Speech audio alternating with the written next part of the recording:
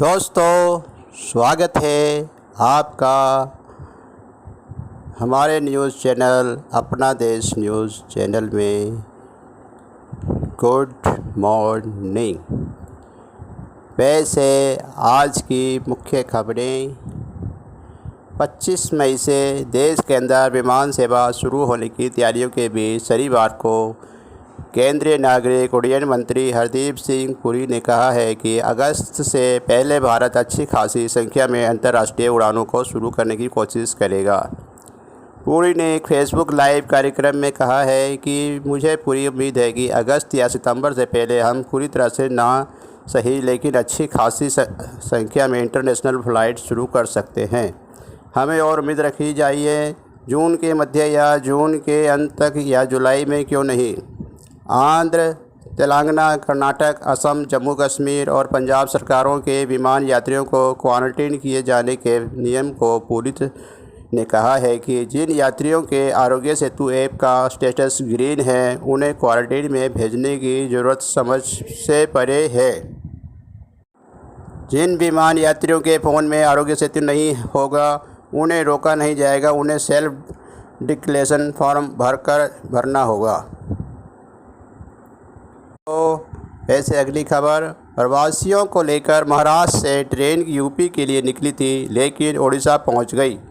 Train गुरुवार को वसई से चली थी, उसे शुक्रवार को गोरखपुर पहुंचना था। इसके बजाय वह उड़ीसा के राउरकेला पहुंच गई। प्रवासियों ने खाने पीने का भी इंतजाम न होने का भी आरोप लगाया। इस घटना पर रेलवे बोर्ड के चेयरमैन विनोद कुमार यादव ने कहा है कि 80% ट्रेन यूपी और बिहार जा रही है। इस वजह से इस रूट पर ट्रैफिक जाम की समस्या बढ़ी हुई है। इस जाम से बचाने के लिए ही इस ट्रेन को उड़ीसा वाले रूट पर डाइवर्ट किया गया। वहीं दूसरी ओर उन्नाव स्टेशन पर पथराव तोड़फोड़। हैदराबाद से बिहार जा रही श्रमिक ट्रेन के यात्रियों ने लेट लतीफ़ी बदहज़मी का आरोप लगाते हुए उन्नाव में बवाल किया। दोस्तों, पेश है अगली खबर। रमज़ान के पूरे महीने तक मुसलमान सहरी और इफ्तारी के अलावा बिना कुछ खाए पिए गुजारा करते हैं। श्री माता वैष्णो देवी ने जम्मू के कटरा में बने क्वारंटीन सेंटर में रहने वाले मुसलमानों के लिए पूरे महीने सहरी और इफ्तारी का इंतज़ाम किया गया।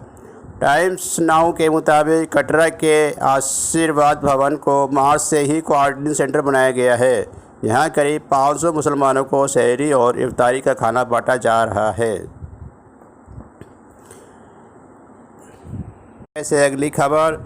जर्मनी में वैसे तो धार्मिक स्थलों को खोलने की इजाज़त 4 मई से ही मिल गई थी, मगर ये शर्त भी रखी गई है कि श्रद्धालुओं को कम से कम 1.5 मीटर की दूरी बनाकर रखनी होगी। इस शर्त के कारण शहर की दरासलम मस्जिद में रमज़ान के दौरान बहुत कम ही लोग जुट पा रहे थे। ऐसे में क्रूजबर्ग के मार्था लुथरन चर्च में रमज़ान में जुमे की आखिरी नमाज के लिए अपने दरवाजे नमाजियों के लिए खोल दिए।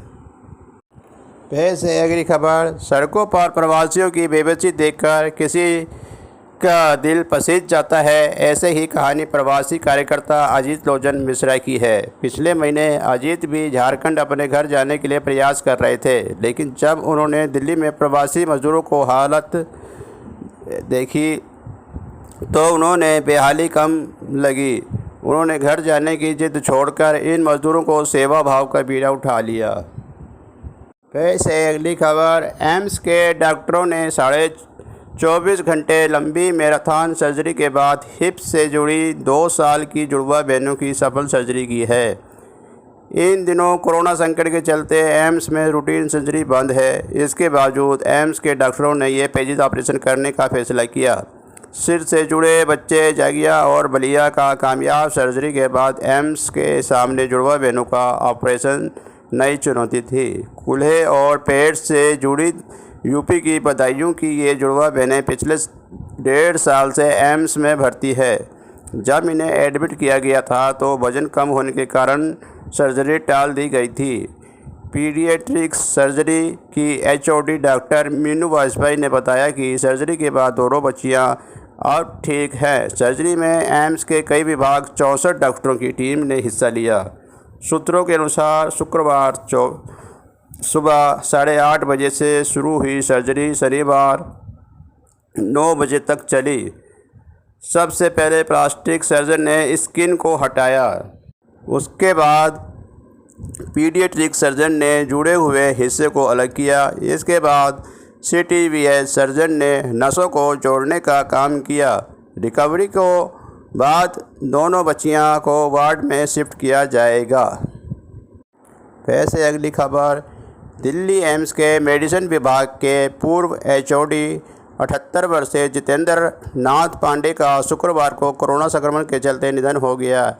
उनकी पत्नी भी वायरस से चपेट में है और उनका इलाज चल रहा है। डॉक्टर पांडे मशहूर अभिनेता राज कपूर, पूर्व केंद्रीय मंत्री रंगराजन सहित कई बड़ी हस्तियों का इलाज किया था। लगातार कई वर्षों तक राष्ट्रपति के डॉक्टर भी रहे। बताया जाता है कि उन्हें संक्रमण का हल्का सा असर था, जिसके चलते उन्हें होम आइसोलेशन किया गया था। वैसे दोस्तों अगली खबर, पाकिस्तान में विमान हादसे की खौफनाक कहानी भी किसी चमत्कार से कम नहीं है।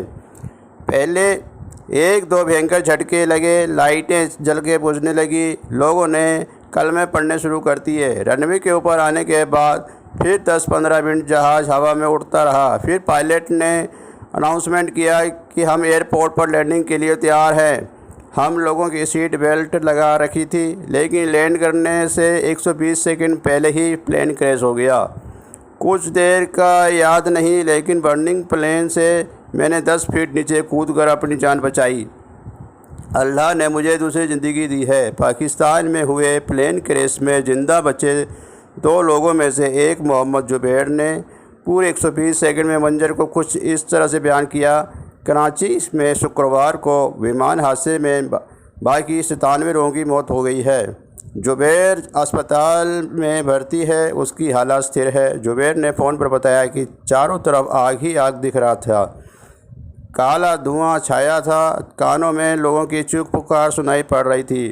थोड़ी लाइट नज़र आई तो मैंने उस तरफ बढ़ा, फिर एक धमाका हुआ और मैंने बिना देरी किए छलांग लगा दी, सीधा नीचे गिरा। वहाँ से लोगों ने उठाकर मुझे हॉस्पिटल में एडमिट कराया।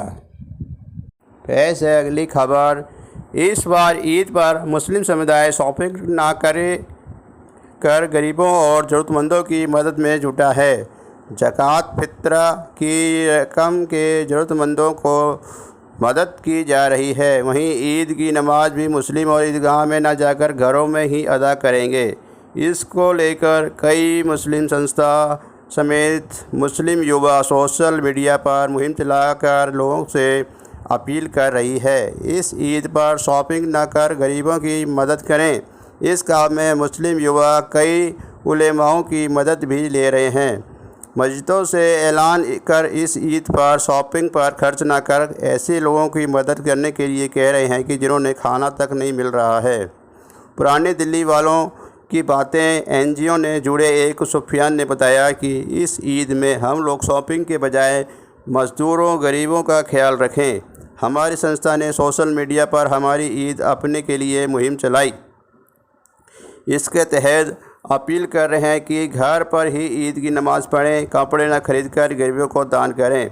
वहीं कुछ लोग ऐसे हैं जो तकलीफ़ में हैं तो लेकिन चाहकर भी किसी की मदद नहीं कर पा रहे हैं, तो ऐसे लोगों की ईदी देकर मदद करें। लोगों तक कारगर तरीके से बात पहुंचने की 2 मिनट की वीडियो बनाई है, जिसमें फतेहपुरी मस्जिद के इमाम मुफ्ती मुकरम साहब भी लोगों को इस ईद घरों पर ही रहकर ईद मनाने की, शॉपिंग न करने की लेकर अपील कर रहे हैं। वजीराबाद RW से जुड़े अशरक आलम ने बताया कि उन्होंने तो शॉपिंग फॉर ईद के नाम से मुहिम चलाई हुई है। व्हाट्सएप ग्रुप से जुड़े सभी रेजिडेंट्स को इस ईद पर शॉपिंग न करने के लिए कहकर वे ज़रूरतमंदों को पता लगाकर उनकी हेल्प के अपील कर रहे हैं। अशरफ ने बताया कि सबसे पहले अपनी कॉलोनी में ऐसे लोगों को पता लगा रहे हैं जिन्हें मदद की ज़रूरत है। दोस्तों पैसे अगली खबर, लॉकडाउन का दर्द मज़दूरों के आंखों से आंसुओं की शक्ल में बाहर आ रहा है। श्रवण पासवान सैकड़ों मज़दूरों की तरह वेस्ट विनोद नगर के स्क्रीनिंग सेंटर के बाहर कतार में शनिवार को सुबह 4 बजे से खड़े थे। दोपहर 2 बजे अचानक स्क्रीनिंग सेंटर की घोषणा की गई कि मजदूरों बाहर लाइन में खड़े होकर अपना वक्त बर्बाद ना करें, बिहार के लिए आज कोई गाड़ी नहीं है। ये अनाउंसमेंट सुनते ही श्रवण मायूस हो गए। उन्होंने बताया कि वे मजदूरी करते थे, ना काम और ना ही मकान मालिक के देने के किराया। सेंटर पर कहा जा रहा है कि बिहार के लिए आज कोई गाड़ी नहीं है, वे अपना कमरा खाली करके आए हैं। वापस लौट कर जाने के लिए वे मकान मालिक घर में घुसने ही नहीं दे रहा है। मकान मालिक मजदूरों से कह रहे हैं कि भागो भागो, तुम लोग कोरोना लेकर आए हो। इतना कहते ही श्रवण कुमार की आंखों में आंसू के दर्द बनकर छलकने लगा। मजदूरों का कहना है कि स्क्रीनिंग सेंटर के पास 24 घंटे तक लाइन लगने के बाद भी नंबर नहीं आ रहा है। स्क्रीनिंग सेंटर के बाहर अब भी सैकड़ों की संख्या में मजदूरों बैठे हैं, लेकिन उन्हें नहीं पता कि कब तक वे अपने घर के लिए खाना हो सकेंगे। ज़्यादातर लोगों को यही दिक्कत है कि वे अपने किराए का कमरा खाली करके आए हैं, अब वे कहाँ जाएंगे। जो लोग बच्चों के साथ पहुँचे हैं उन्हें और भी दिक्कत है। वैसे अगली खबर, हरियाणा के बॉर्डर पर पुलिस की चेकिंग ऑफिस शुरू होने के बाद लोगों को परेशानी बढ़ रही है। बॉर्डर पर बैरिकेडिंग की वजह से अब गर्मी में जाम में फंसने से लोग हलकाल होने लगे हैं। राजौरी बॉर्डर, बदरपुर बॉर्डर और करनी सिंह के रास्ते फरीदाबाद जाने वाले रास्ते पर लोगों को जाम में फंसना पड़ रहा है। सबसे अधिक समस्या कापासेड़ा बॉर्डर पर देखने को मिल रहा है। यहाँ सुबह भारी संख्या में श्रमिक और कर्मचारी जुटते हैं और वापस लौट आते हैं। राजौरी बॉर्डर पर पुलिस पीक आवर के समय पर चालक के ई पास देखती है। हालांकि अब यहाँ से गुजरने वाले 80% लोगों के पास ई पास होते हैं, लेकिन जिनके पास नहीं होते हैं वे वापस जाना पड़ रहा है। कापासेड़ा पर सबसे खराब स्थिति बनती नज़र आ रही है। यहाँ पर कई ऐसे लोग रोज़ सुबह आते हैं जो उद्योग बिहार की इंडस्ट्री में काम करते हैं, लेकिन ई पास के अभाव में उन्हें जाने ही नहीं दिया जाता। इन मज़दूरों का कहना है कि अब नौकरी जाने का डर है। दोस्तों, पेश है अगली खबर।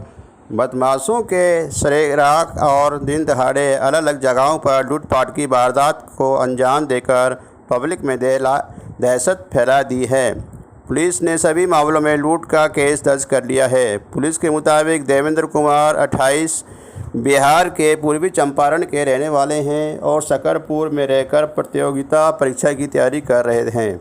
शुक्रवार सुबह मंडावली डिस्पेंसरी जा रहे थे। करीब 8 बजे मंडावली रेलवे अंडरपास पहुंचे तो एक लड़के ने आवाज़ देकर रोका।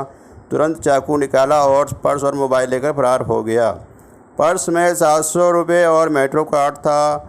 न्यू उस्मानपुर इलाके में अमरनाथ गुप्ता 24 जगदीश नगर में किराए पर रहते हैं और चांदनी चौक में ज्वेलरी का काम करते हैं।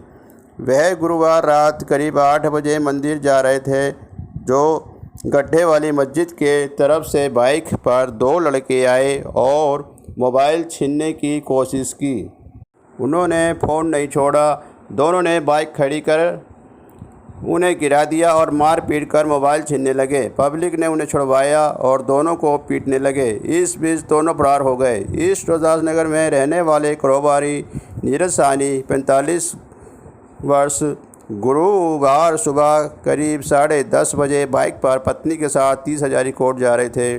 शास्त्री पार्क रेड लाइट पर रोकी तो एक लड़का पीछे से आया और गर्दन चौंक कर उनकी जेब से मोबाइल निकालकर भाग गया। एक शख्स ने बदमाश को दबोच लिया। महाराम परिवार के साथ हर्ष विहार के प्रताप विहार में रहते वे गुरुवार रात को लाइट जाने पर छत पर सोने चले गए। सुबह करीब 5:30 बजे उठकर नीचे आए तो पर्स से 5,000 रुपये और ज्वेलरी गायब थी। इसाद अहमद 37 गर्दमपुरी इलाके में रहते हैं। वे बदायूं के रहने वाले हैं और परिवार समेत 14 मार्च से वहीं रह रहे हैं। वे 21 मई को लौटे तो घर के भीतर से 2 गैस सिलेंडर, गुल्लक और में रखे पैसे और कुछ दस्तावेज गायब मिले।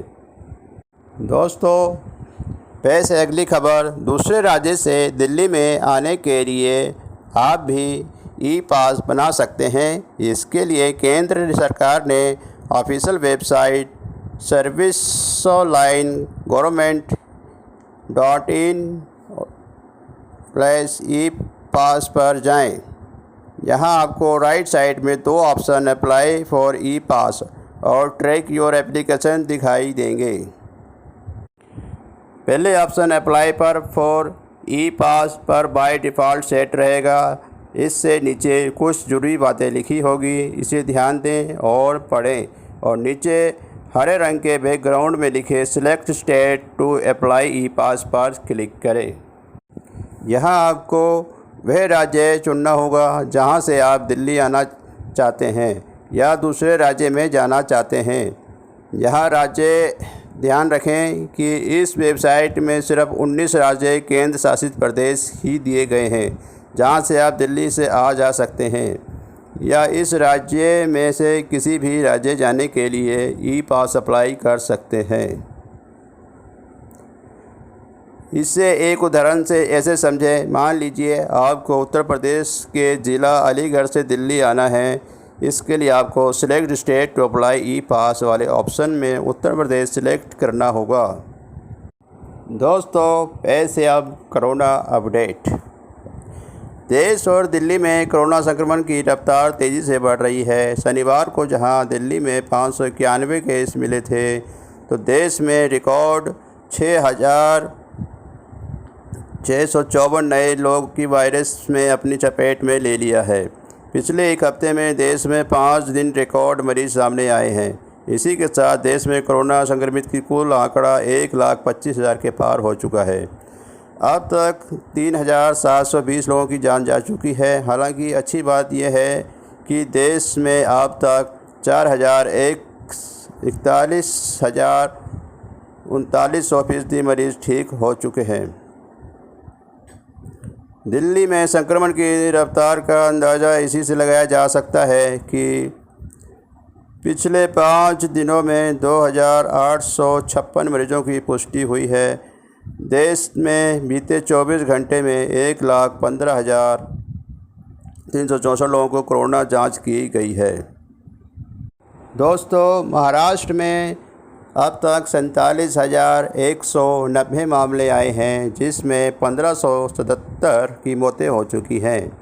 और गुजरात में 13,669 मामले आए हैं, जिसमें 829 लोगों की मौतें हो चुकी हैं। राजस्थान में 6,657 लोग मामले आए हैं, जिसमें 156 लोग ठीक हुए हैं। तमिलनाडु में 15,512 मामले आए हैं, जिसमें 103 लोग ठीक हो चुके हैं। मध्य प्रदेश में 6,371 मामले आए हैं, 281 लोग ठीक हो चुके हैं। उत्तर प्रदेश में 5,735 मामले आए हैं, जिसमें 152 की मौतें हो चुकी हैं। तेलंगाना में 1,761 मामले आए हैं, 48 लोग की मौतें हो चुकी हैं। आंध्र प्रदेश में 2,714 मामले आए हैं और 56 लोगों की मौतें हो चुकी हैं। केरल में 794 मामले आए हैं, जिसमें 3 की मौतें हो चुकी हैं। तो पेश है अब इंडिया से बाहर के देशों की कोरोना अपडेट। अमेरिका में अब तक 16,53,730 मामले आए हैं, जिसमें 97,928 की मौतें हो चुकी हैं। ब्राज़ील में 3,39,687 मामले आए हैं, जिसमें 21,579 मौतें हुई हैं।